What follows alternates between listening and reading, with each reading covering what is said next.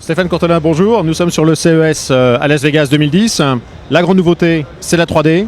Vous présentez un lecteur Blu-ray au milieu de toute une palette de produits 3D. La norme a été officialisée fin décembre.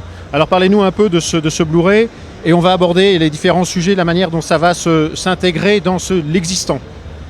Alors en effet, Sony travaille très activement sur la constitution de contenu pour le grand public en 3D, et comme vous l'avez souligné, une des façons de fournir ce contenu, c'est le lecteur Blu-ray avec des disques Blu-ray en 3D.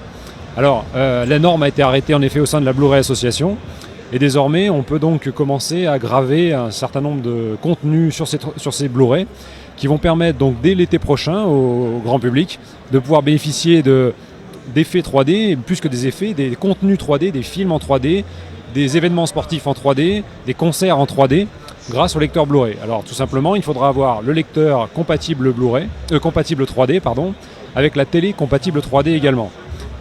Je vous interromps juste, quand on dit compatible, ça veut dire que les gens vont acheter ce produit qui sera durant l'été prochain, disponible. Ils vont acheter ce produit. À partir de là, ça veut dire qu'ils vont pouvoir lire des Blu-ray 3D sur une télé normale ou vont devoir acheter une nouvelle télévision. Il faudra une nouvelle télévision, un nouveau lecteur qui va avec la nouvelle télévision, qui tous les deux seront compatibles 3D. C'est un petit peu comme quand on a eu la révolution de la haute définition. Il fallait que les sources et les récepteurs de ces sources-là soient compatibles pour la haute définition. Donc maintenant, la nouvelle norme qui arrive, c'est la 3D.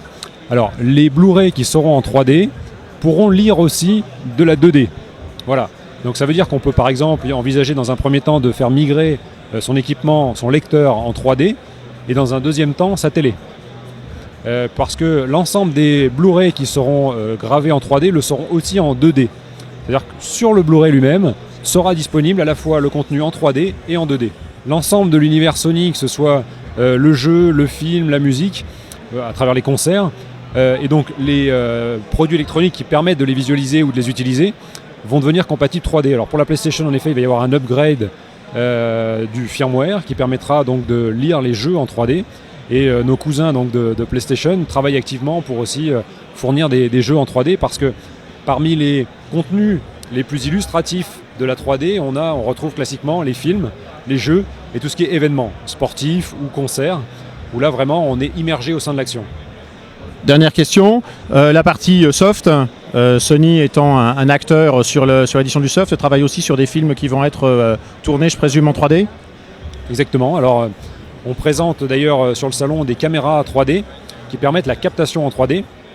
Alors non seulement des films, mais on va aussi filmer des matchs de la Coupe du Monde en juin 2010 en 3D. 25 matchs seront filmés en 3D pour ensuite pouvoir les proposer aux consommateurs. Donc vivement l'été. Vivement l'été. Vivement l'été, exactement, vivement l'été.